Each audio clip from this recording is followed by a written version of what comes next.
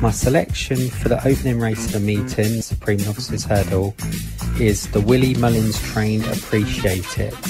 Appreciate It is a horse that's going to stay further in time, even now to be fair. This is probably a bit of an afterthought stepping back to 2 miles, but they've not it's been no secret that this horse has a lot of pace. He shows a lot of pace at home. Therefore they did step him back in trip to 2 miles for his last couple of runs, and you know, he's certainly showed that pace which you need to win the Supreme, and also you also need a bit of that stamina as well. The second last flight of hurdles, Ballyadam and Blue Lord right in behind them. Third and fourth places, second last, Just Appreciate leads. An error back in the field from Ballyadam in fourth position, and now Appreciated heads towards home. Blue Lord is in pursuit, but he's 3 lengths behind him, and this Appreciate is lengthening away. Appreciated is into the home straight with a 5-length lead. Blue Lord in second, For Pleasure in third, Soaring Glory and Ballyadam the next pair, but as they come towards the last, Appreciate It up and over safely, landed with a 10-length advantage. Blue Lord has gone at the final flight of hurdles. Ballyadam and For Pleasure are fighting out second and third, but Appreciate It, he's a wide margin winner. He must be 20 ahead. What an easy success. Paul Tarnand and Appreciate It have won. Second place to go to Ballyadam, For Pleasure in third, then Soaring Glory, Irascible from Grumpy Charlie and Métier. But as mentioned just moments ago, Shishkin is my big hope for this race. He's a horse that I really think is going to go to the top over the next couple of years. I'm hoping he can win Tuesday's Arkle and then go on to race Senior Company next season and have a tilt at the Queen Mother Champion Chase. They're round the home turn, they've got 2 to jump. It's a 5-length lead for Shishkin and Nico de Boinville at the second last. Got over it well, All Mankind in second, and then Captain Guinness in third, Eldorado Island behind him in fourth. The last fence, Shishkin at the final fence, pings it. He's clear, he's 10 lengths ahead from All Mankind in second. Captain Guinness bravely running on in third. Eldorado Allen is catching him, but he's sauntering home. Shishkin, easy as he likes. He's hard on the bridle here with Nico de Boinville. Shishkin has won the Sporting Life Arkle in magnificent style. Eldorado Allen has grabbed second. Got in second position to Captain Guinness. All Mankind in fourth. And another one reads the script. Shishkin, long odds on, wins the Arkle. In the Mares' Hurdle, obviously I'm really strong on the favourite, but again, rather like in the Arkle, the horse is just too short on the day, you know, so I will put out a tentative selection each way on Black Tears, but out of the ones that I think are a fair price, I think Black Tears has the best chance of putting in a solid run. Has taken over as they approach the second last. Concertista a little untidy there, clipped the top, but now being produced to challenge the white face mare. Coming between Roxana and Indefatigable. My Sister Sarah out white, chasing hard, and then Black Tears. 5 of them come by 3 lengths as they swing the turn, but it's Concertista who pokes her nose ahead. Roxana on the right is battling on. Here's Black Tears with her striped cap. Indefatigable on the left, and then My Sister Sarah. The final flight, Concertista, little untidy, length and a half clear. Black Tears challenging strongly on the near side. 2 Irish mares dominating the finish. Concertista driven all out. Black Tears pestering all the way to the line, closing down. It's tight. Black Tears on the near side of Concertista. Heads up, heads down. Roxana back in third. Indefatigable in fourth. It will go to the judge at the end of the Close Brothers Mares Hurdle.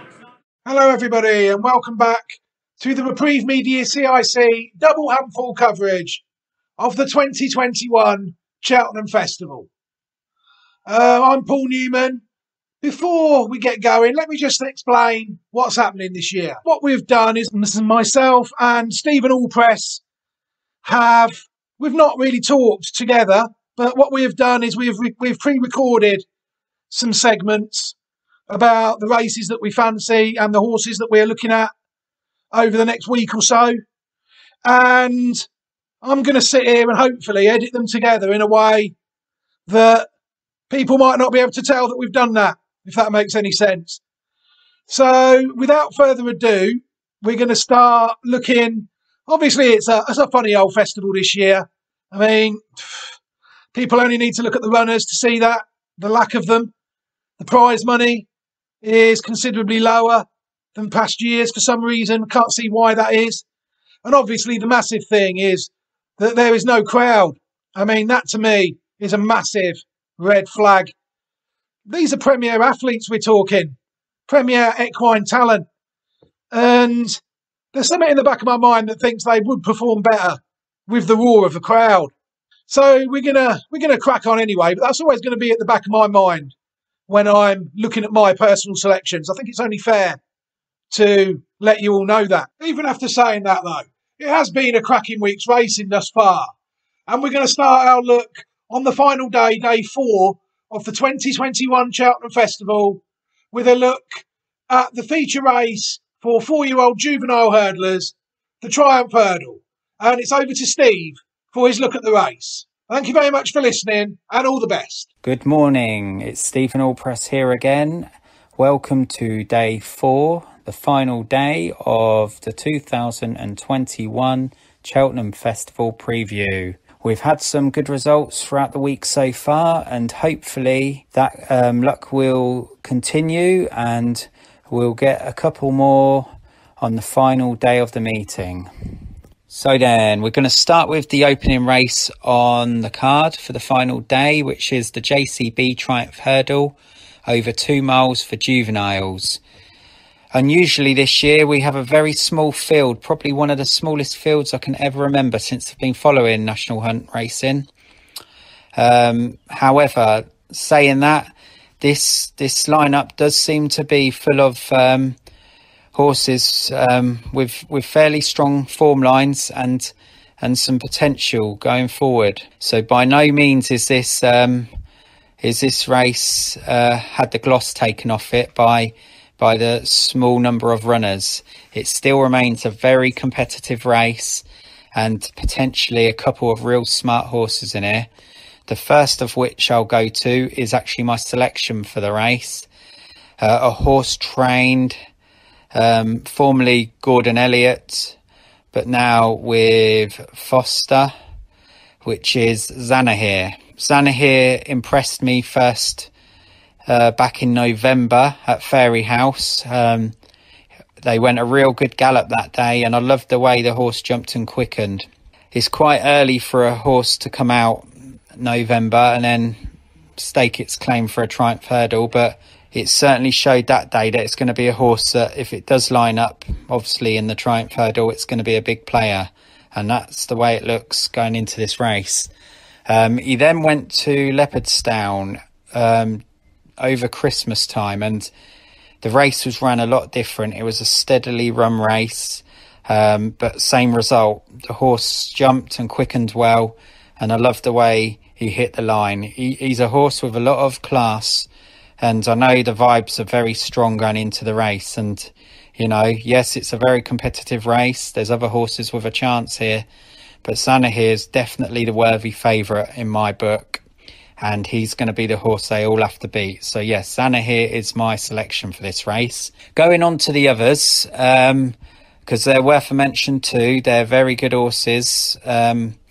They've shown some good form lines this year, and they could be, they could be worth looking at too. Tritonic is the first one. Tritonic's a lovely horse. He was first on the scene at Ascot. That day, he did look a little bit raw and green to me, which obviously you can expect from these juveniles, certainly in their first couple of races. But after looking beat, he knuckled down to the task well, and he finished very strongly to get up in the shadow of the post. On that run, you would say he's probably not quite good enough to win the Triumph Hurdle. However, he come out just several weeks ago at Kempton, and I think he put a much improved effort in, and he looked a totally different horse. Again, he was just tracking the leaders in behind. He was just squeezed momentarily.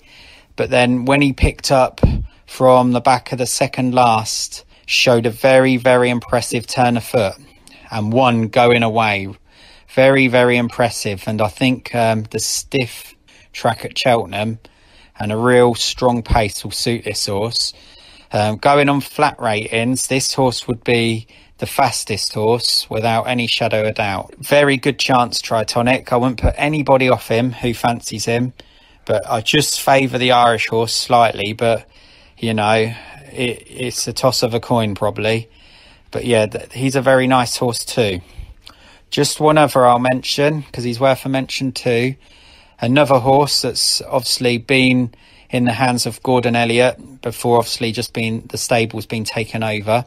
Quilixilos, a horse owned by Cheveley Park. This horse is actually transferred to the Henry de Bromhead stable, and this horse has been again lightly raced as a juvenile, but last time very impressive, beating Saint Sam, who ran quite a good race earlier in the week. Quilixilos is a horse that looks like more of a staying type rather than a speed type, so he's one to keep an eye on. He might not be the quickest of these, but you think that he might be staying on up the hill. But those are the three I would say keep a close eye on. Obviously there are a few others in there, but those are the three I think. I'd be very surprised if anything other than those three were to win the race. But for me, Xana here, I'm going for in this one, just over Tritonic. So that's my thoughts and selection for the opening race. Thank you. Fantastic, Steve. Thank you very much for your perspective on the first race of the last day of the 2021 Cheltenham Festival, the Triumph Hurdle. I think it's an interesting race, but the one I was looking forward to seeing running, the unbeaten Duffel Coat, hasn't turned up. But like Steve said, it's a very good field with plenty to get stuck into with these, without any shadow of a doubt. We'll start with the top of the market. Xana here. It's a nicely bred horse, really, for National Hunt horses. It's an Aga Khan X horse, which, if you go back years, Aga Khan has been breeding a lot of horses on the flat that have gone very well in National Hunt races. The dam is actually half sister to one that has done just that. 2009 winner of the Grade 2 Doncaster Mares Hurdle, Zarinava. And the second dam is a full sister to the winner of the 1989 Greenham Guinness Trial and stallion Zayani, trained back in the day by Fruit Johnson Houghton. That to me looks obvious strong claims, unbeaten horse over hurdles. Quilixios is another one who's unbeaten over hurdles. German pedigree, this one. The second dam is a half sister to a horse I do remember, a former Howard Johnson horse called Coquille. I think it ended up with Sue Smith in the end, or went from Sue Smith to Howard Johnson, and it looked decent on occasions, but never flattered to deceive really towards the end. But if you look at the form of it, it looks to have a very solid chance, this Quilixios. Best of the UK runners, I would say, would be Tritonic. From a yard that normally does well with juveniles, he's won the Triumph a few times, Alan King. It's good, strong UK-based form. Steve mentioned in his segment that the horse looked quick. I mean, I'm not surprised. If you look at the second dam of it, if you can on the Racing Post, which is almost impossible, the second dam of it is actually a Group 1 winner. Also, it's won 2 Group 2s and a Group 3 in Argentina. And it's also a half-sister to a horse that's a triple Group 1 winner in Argentina called Slew of Reality. Yeah, so that's a fast, quickly bred horse. Adagio, the David Pipe horse, went clear to land a Grade 1 finale hurdle earlier in the season.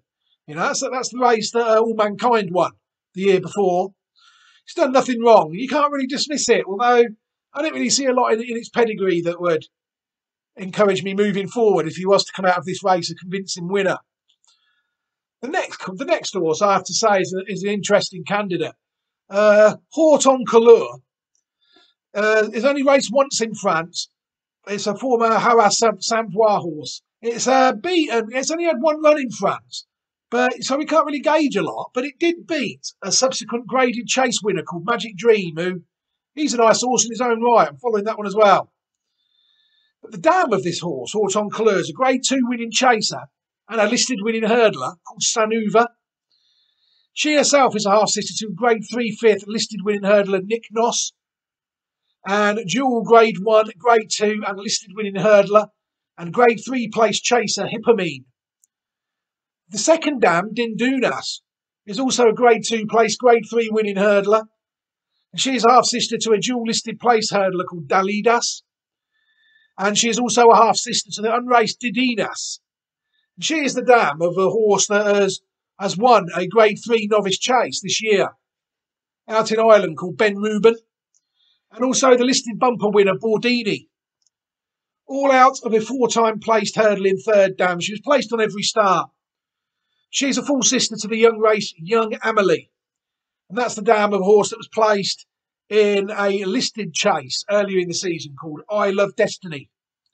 The fourth dam is unraced. I mean, the horse is unbeaten. It's got a pedigree like that. I mean, how can anyone not take a horse like this seriously? No form in England whatsoever, though. But if it was to win, everyone would go, what an incredible shock. But no, it wouldn't be to me. T for Max, the Munir runners, has only had one hurdles run. But I will say, these connections are shrewd. They put Concertista in the mare's hurdle and it never even had a run. And it was second at 50-1. Blue Lord in the Supreme Novices hurdle the other day. I didn't fancy that horse one bit. Had no form, no pedigree. And it would have been second had it unfortunately not fell at the last. So the fact these people will have a lot of juvenile hurdlers in France and England. And the fact that they've put this one in after only one run when it was second, seemingly with it all to do, you have to respect their connections. Fusel Raffles, second again today. Talking about you, that's won 4 out of 10 hurdle starts. It's won 2 listed races, but it's got plenty to find. And obviously, against these horses unbeaten after 3 starts, a horse that's won 4 out of 10 is pretty exposed in relation to them regarding improvement. Even more so, you would have to say the same about Historic Heart, because that's only won 2 minor events out of 7 starts and is impossible to fancy. My view on the race is I think this race is very tricky. You know, for a start, it's got the 8 runners I would be looking for to chance Haute en Couleurs each way as a very tentative each way selection. But anything could happen with it. You saw a horse that had good French form the other year called Pic Dory come over to Paul Nicholls and showed nothing in England apart from winning for those who were loyal enough to stay with it, it did win a handicap hurdle at very rewarding odds. But it's safe to say it's been disappointing, that horse. So who knows what Haute en Couleurs is going to do next season. But you guarantee, I think that these new powerful connections who own Albin Photo and Shishkin and Gallard de Menil, you know, they'll have looked at this horse and this horse's pedigree and they'll like this horse going forward somewhere along the line. So that would be my tentative each way selection in this race. On now to the penultimate Grade 1 race of the week. It's always been an interesting race for me with a view to next year's World Hurdle. It is the Albert Bartlett Novice Hurdle for 3 mile novice hurdlers. And Steve will take a look at the race from his perspective now. Over to you, Steve. So we're on to race 3 on the final day, which is the Albert Bartlett Novices Hurdle over 3 miles. We've got quite a big lineup for this year's renewal. It's a very tricky race on paper. A few horses in the lineup here have close form lines between them. Obviously, the step up in trip to 3 miles will quite possibly suit some of these over others as well. So I'm going to just go through a few of them here and I'll give you my selection, obviously. And but I must say before I do so, it is a race that does tend to throw up funny results. They're races really that are suited to battle hardened horses that have had quite a few runs leading up to it. The lightly race types don't seem to have a very good record in this race. You know, maybe it's worth looking at something that's been in some like tough races and, you know, got quite a lot of experience. But I'll go through some of them anyway. I'll start off with my, I've got 2 selections in here, but I'll start off with my first one, Barbados Bucks. Barbados Bucks, related to Big Bucks, obviously the horse that won 4 Stayers Hurdles. Just won a couple of like low-key events really, earlier in the season, one being at Southall. You know, a horse that's a proper stayer, runs behind the bridle a lot, a horse that all he does is stay on and stay on, so the further he goes the better. I wasn't quite sure if he was up to this level, but last time when he ran, he had a double penalty, I believe, and he just seemed to improve again, and he looked a far better horse than he did the time before. And I just get the impression with this horse, he's improving, that's all he's doing. And I've got a feeling that he's definitely one that's going to be in the shake-up here. And I think he's had a few runs now, and I think he might have a bit to find on the form book, but I think the way he's going about it, he might just like bridge that deficit. He obviously has to improve to win this race, but I know the connections, Paul Nicholls, they really rate him, and they think next season he's going to be even better. I don't know if he's going to go and stay over hurdles, or maybe a tilt at the Stayers Hurdle, whether he's going to go chasing. I have heard them mention chasing as a possibility, but he's a horse that they do like a lot. And you know, this horse was double figure prices just a few weeks ago, and there's been a lot of support for him recently, so maybe the value's been eaten out of him a little bit. But Barbados Bucks is definitely a horse to keep an eye on here. He's an under the radar kind of horse, a dark horse that not many have mentioned going into the festival, but only recently I heard a few people mentioning him. So Barbados Bucks is my first selection. He's about 8-1, might be a little bit under that now, but he's around that kind of mark. So yeah, anything like anyone looking for some each way possibilities in here, I think Barbados Bucks will give you a run for your money. He'll be staying on, that's for sure. Well, I certainly expect him to. Of the others, I'm going to go for a couple that have got strong form lines. Statler, I believe this is owned by Ronnie Bartlett, and obviously this is the Albert Bartlett race, so he's clearly been trained for this race. He's got some very strong form with a runner-up in the Ballymore Novices Hurdle, Gaillard de Menil. Very strong form. He led Gaillard de Menil up until the last hurdle in the Dublin Festival. So on that form line, you must think this horse is a major player. Personally, I'm not sure if the trip, the step up to 3 mile, is exactly what he wants, but it's a possibility. I think he's one of them horses that might be a bit in between 2.5 mile and 3 mile. But either way, he is a horse that's shown some good form lines, and he's a player in this race without any shadow of doubt. So keep him on your mind, certainly. Just one other I'll mention. Again, he was in that same race as Gaillard de Menil and Statler, Fakira. This is a horse that will definitely appreciate a step up in trip.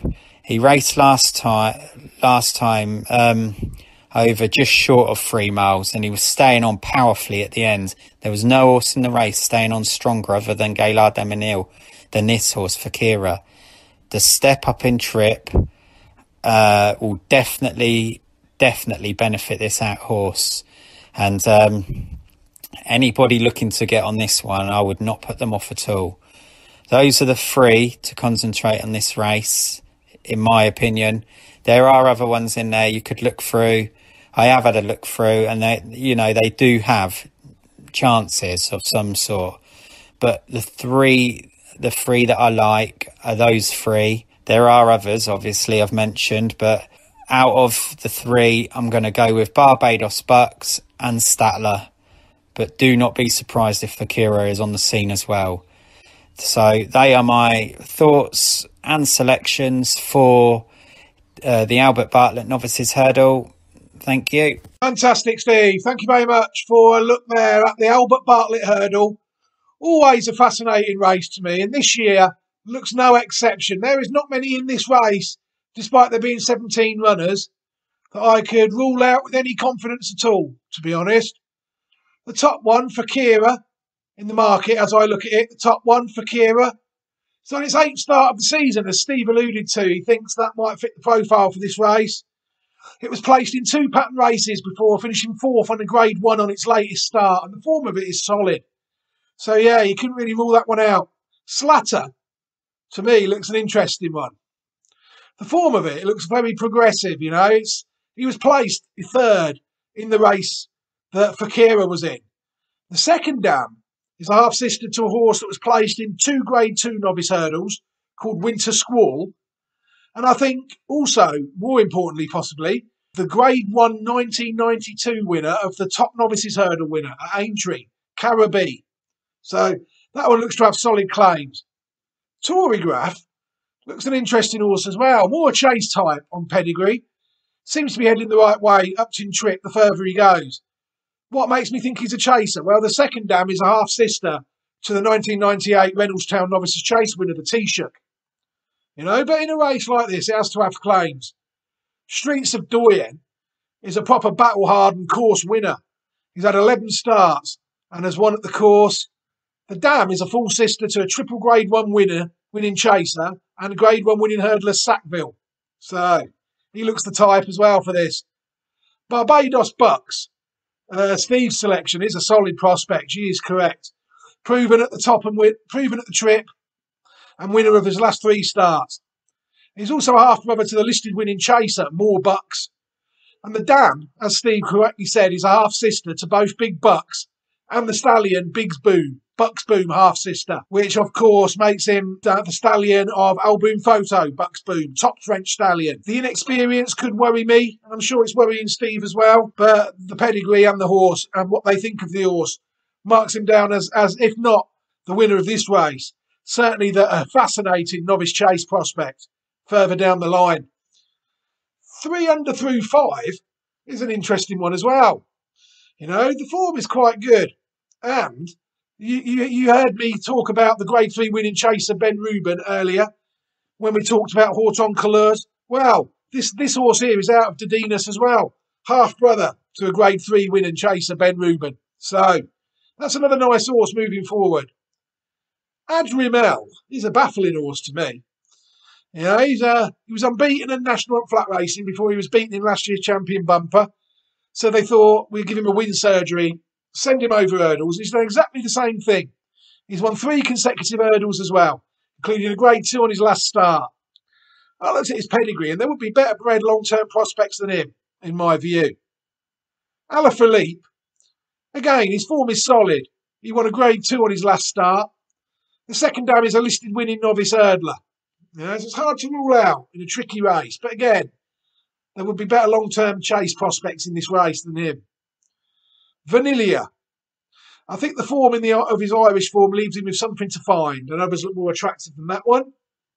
Ngolo, the Willie Mullins horse, is a baffling one as well to me. He looked smart before Christmas, but since then his form has tailed off rather spectacularly. There's no other word for it. The dam of it is an Australian bred from an Aga Khan family by Dane Hill. Maybe stamina is the issue. Also a half-sister to a Group 3 placed on the flat, listed winner Daltawa. And that is the dam of Dalgar, a sire. It's also the dam of Dalakani, 4-time Group 1, dual Group 2 and sire Dalakani. And also Daylami, 7-time Group 1, Group 2, 7-time Group 1 winner, Daylami. There's also a dual Grade 1 winning US Grade 1 hurdler in there as well, Dowerland. I mean, what's gone wrong with that horse? You know, they need to get to the bottom of it. You know, it's a tough ask on this last 3 runs. The Cob sprang a bit of a surprise, really. He was up tin trip, and he absolutely hosed up in a Grade 2 on his last start. With a couple of these I'm going to talk about in a minute, pulled up in disarray behind him when much more fancied. You know, he showed a massive stepping forward in there, whether it was the ground or the up in trip. But he needs to show it wasn't a one-off to me, and there's not a lot in his pedigree that would suggest that it wasn't. A tricky one. Pat's Fancy is hard to make a case for, really. It's plenty to find on form and pedigree. Asker Honeybee as well, the same. You know, it showed solid form before it was pulled up behind the cob, but there was not enough in its pedigree for me. The next two, really, sum up why this race is so tricky. It always is. You only need to look at the price of the winner last year to know that. Castle Robin, its form in 7 starts leaves plenty to find. But if you look at the pedigree of the horse, there is a chaser. You know, exactly the sort of horse you would want in this race. But the form over hurdles leaves it with plenty to find. But if it finds the 20 or so on Racing Post ratings it needs to find to make it into a 150 rated chaser, then it could be a decent one. It's a half brother to a Grade 2 winning chaser already. It won the 4-Tria Chase, Arctic Skipper, and the Dam is also a half sister to a horse that's won 3 Grade 2 chases, Mulligan. You know, that's an interesting one moving forward. Possibly, you have to say that Oscar Elite is as well. Its form over hurdles, you'd have to say, is probably £10 inferior to Castle Robin. So he would need to find, say, £30 on RPR ratings to take him to 150 over fences. But the Dam is a half-sister to a Gold Cup and Royal Sun Alliance Chase winner, Lord Windermere. You know, it's also a Grade 1 placed hurdler and chaser, multiple placed hurdler and chaser, and a multiple graded winner over both codes, hurdles and fences, sub-lieutenant. You know, so you could not rule out that horse improving a stone and more when it sees the larger obstacles and maybe a bit further. The last two, Champagne Super Over, can't have that one. Form leaves it with plenty to find, and Beat the Bullet. Again, it's running 12 points and before it's gone novice hurdling. The Dam is a full sister to a dual Grade 2 winner called Simply Dashing. You know, but to me, that if anything, that is a one for the future, with Simply Dashing being a Grade 2 winning chaser. But the form of it makes it impossible here for me. Absolutely impossible race to nail to the mast anything in this race with any confidence, looking at the depth of it. I am going to chance tentative each way selection, and I've got my nice little double there as well. I'm going to chance the Dididas Relative again. 4 Oncoleurs in the first, and I'm going to chance this one as well. 3 under through 5, and hope that the Harris Samvoir breeding comes through for me in both these races. But obviously I'll be paying very close attention to them over fences, as well a few of these. You know, I wouldn't rule myself out if I see a few of these are big prices on the day, maybe having a nibble with any free bets that are flying about from these bookmakers that people may be a member of. You know, some nice horses in here, some decent prices. But when it comes to actually picking one that's going to win, I would say it's next to impossible. Well, on to the feature race now of the day. And it'll also be the last race we look at any depth in the 2021 Cheltenham Festival. You could say we've saved the best till last. We're talking, of course, about the Cheltenham Gold Cup. And to start the proceedings, it's over to Steve for his look at the race. Steve, over to you, sir. So then, we're on to the blue ribbon race of the festival. The Cheltenham Gold Cup, over 3¼ miles. Where do I start here? I love the Gold Cup over the years. I've had some lovely results over the years, seen some fantastic horses over the years, and gone into the race with some big confident selections. This year, again, a little bit like previous couple of years, I've not been confident at all. There's a couple of horses I like, but I must say I'm more hopeful than confident here. I just think there's not much between a lot of these. In terms of on their best form, I think there's a few in here that you could throw in with a chance. Obviously, a bit like I mentioned with the Ryanair Chase, they've also put in some disappointing runs as well. So again, it's one of those of who can put their best foot forward on the day. Maybe it'll be the difference between running into an each way place or winning. Obviously, we've got Alboom Photo in here, the double winner of the race. He's a horse out of them all that's probably the strong form horse, but he's a lightly raced horse, and you know, it's very difficult to win 1 Gold Cup, alone 2, but even more so 3 is very difficult. Best Mate was the last one to do it, and it'll be a huge achievement if Alboom Photo can go and win his 3rd. But he goes into the race with a chance. He's had a similar preparation to last year, and He's a horse that, you know, he jumps quite well in the main, makes the odd error, but in the main he's pretty good at his jumping. I think he's a horse that he's a nice strong stayer, that's for sure, and he's trained by the master in Willie Mullins, so do not write him off by all means, but he'll be a tough ass to go and win a third one, that's for sure. Of the others, Native River, a former winner. He obviously beat Might Bite in the past in one of those tremendous races. He's a horse that seems rejuvenated this year. It's been a tremendous horse over the years. Again, he's a real stayer in the race. He's probably the stayer in the race. The horse, you know, he's one that the faster they go, the better it'll be for him. Maybe the quicker ground will be a little bit against him, because he's a horse that likes a real grinding test. So, but either way you look at it, Native River's a horse that will be on many people's lists for this one. The horse that I've had a hot and cold relationship with over the last couple of years. I have no doubt in my mind this is the horse with the most ability in the race. I've never ever doubted that for 1 minute. But I've always had an issue with his jumping. Certainly last season, the horse is called Champ, trained by Nicky Henderson.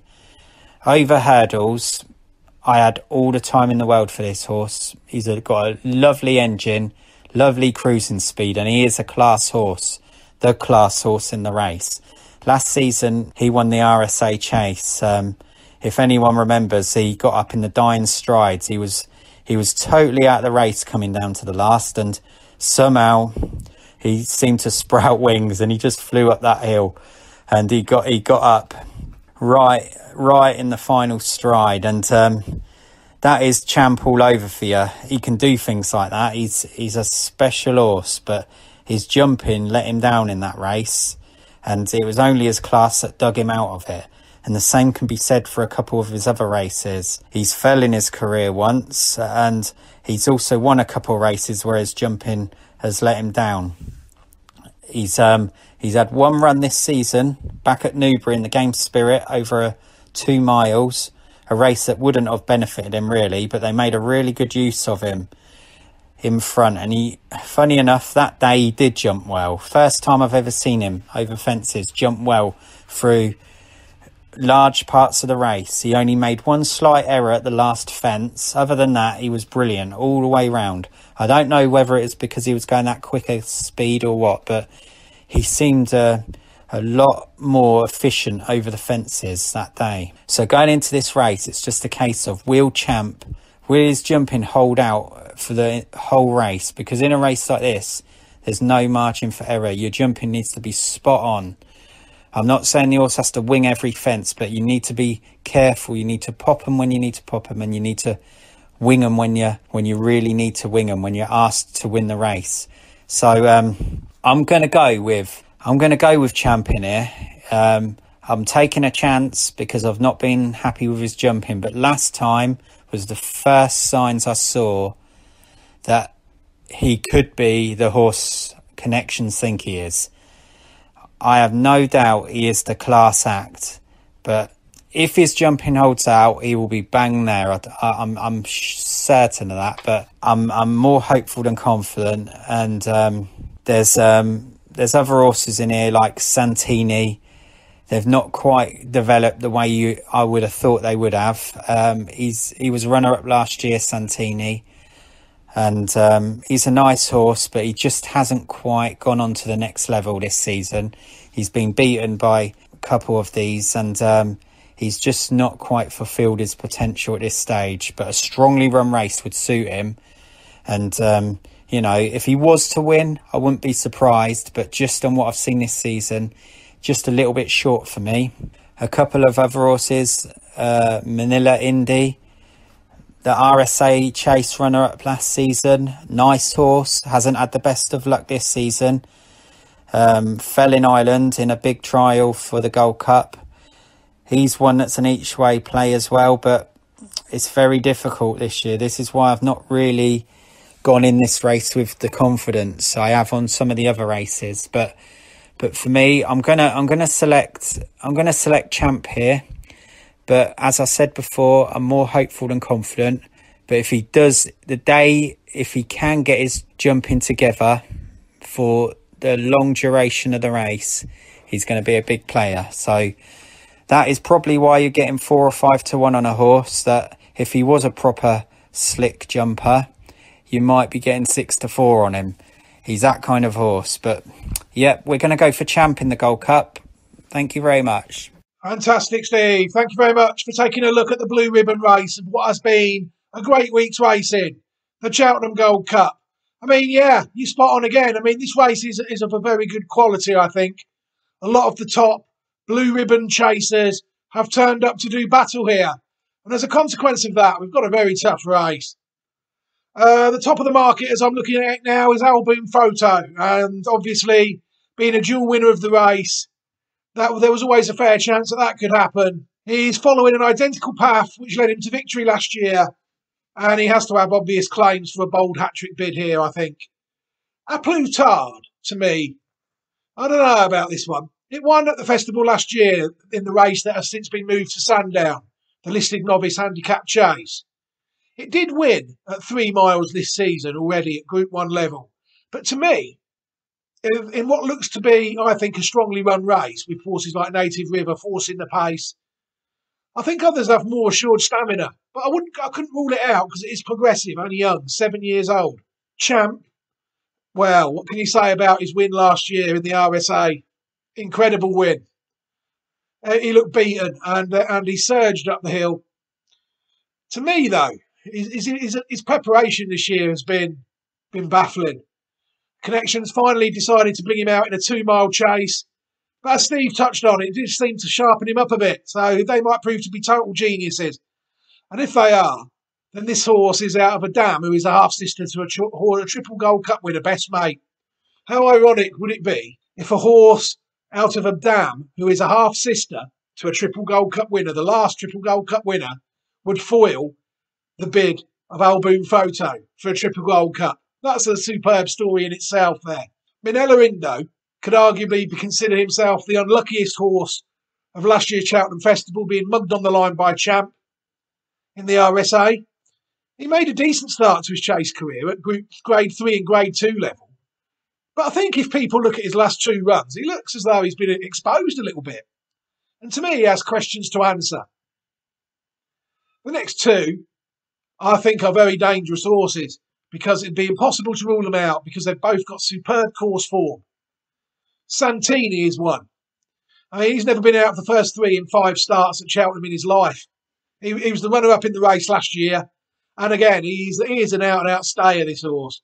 To me, he screams Grand National, this horse. And one day I hope we get to see him take his chance in the great race.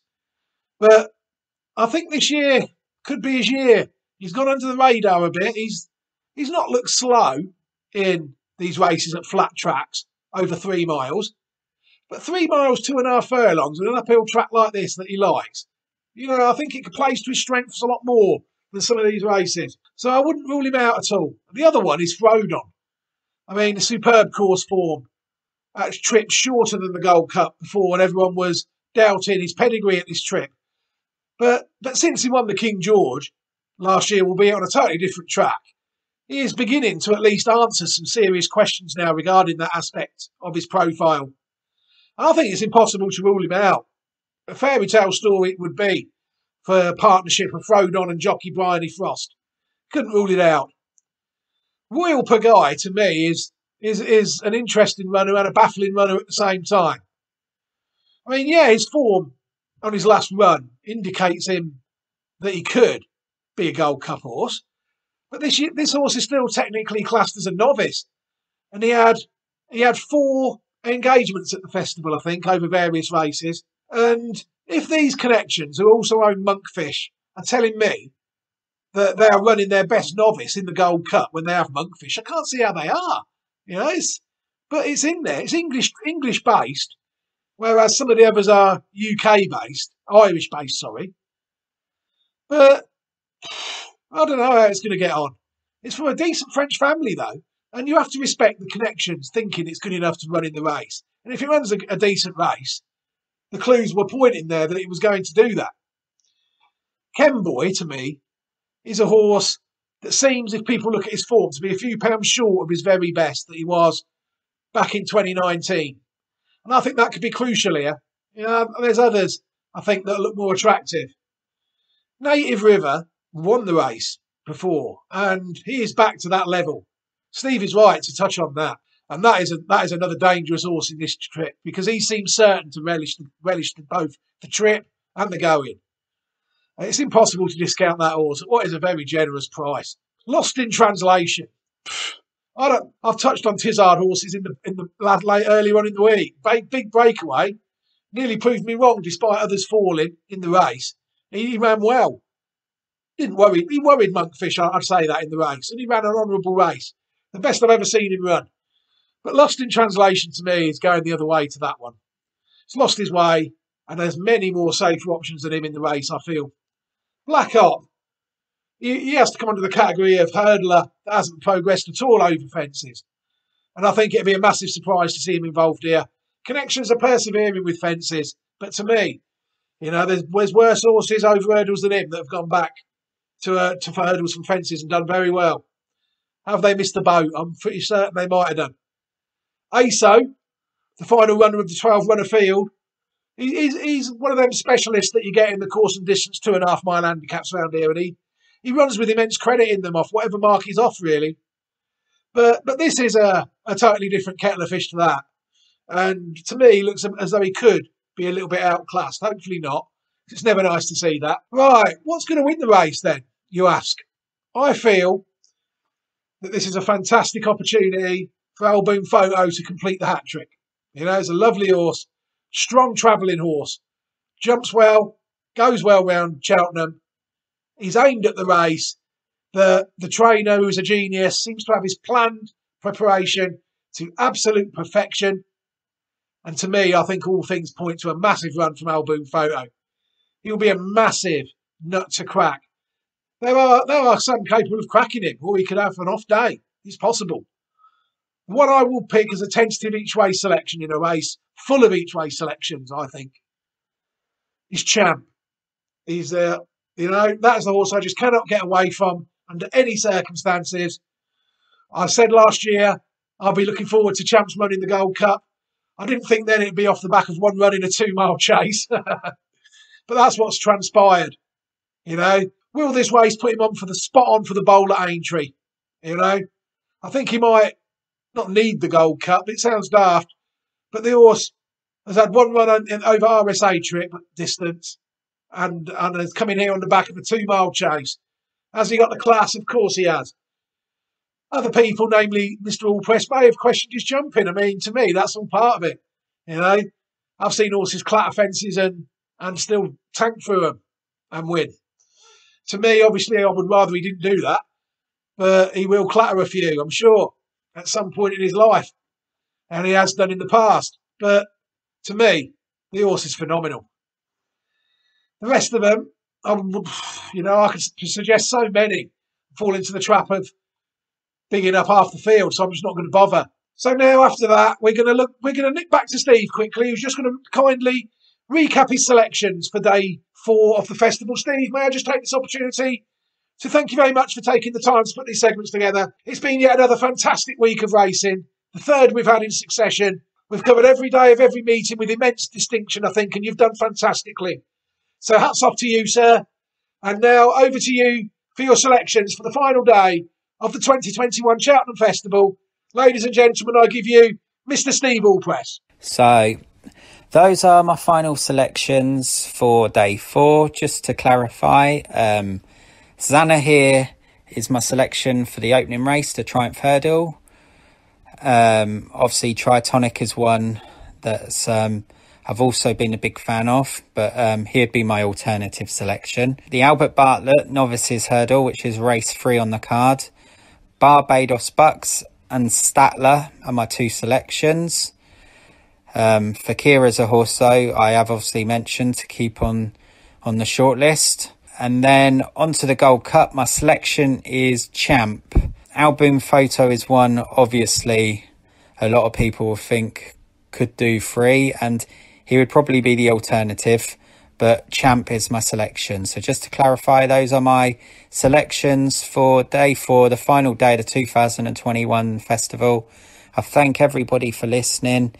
We've had a good week overall, and whatever happens on the final day, it will not take the shine off anything that's happened earlier in the week. And hopefully we see some of these horses back for next year's festival. Thank you very much, and goodbye for now. Fantastic, Steve. Thank you very much for wrapping up your selection. What a week it has been, folks. Right, quickly, before we go, best give my selections. I was about to sign off then, as if people are still listening to the losers I'm giving them this week. Right, it's a tricky day today. You know, there's a few I could fancy in the Gold Cup, but I'm going to limit myself to just 2 selections, which is probably for the best. Right, 120 at Cheltenham, the Triumph. I'm going to have to chance Hort on Couleurs. You know, it's pointless me sat here looking at these French races if when they come over here and race, I don't look at them. So, and the price entitles me to do that as well each way, I think, in this race. So I'll chance that one. In the 230, 3 under through 5 looks the sort of horse that could run well in that race. And it is well bred. So in a race where, again, many horses will have their each way followers, I will be aboard that one. In the 305, the Gold Cup, I will nominate Album Photo in a bold bid for hat-trick selection with Champ each way. And another one I will mention is a couple, actually. I will mention the Mare's Chase, which is Ellie Mae, is in the Mare's Chase.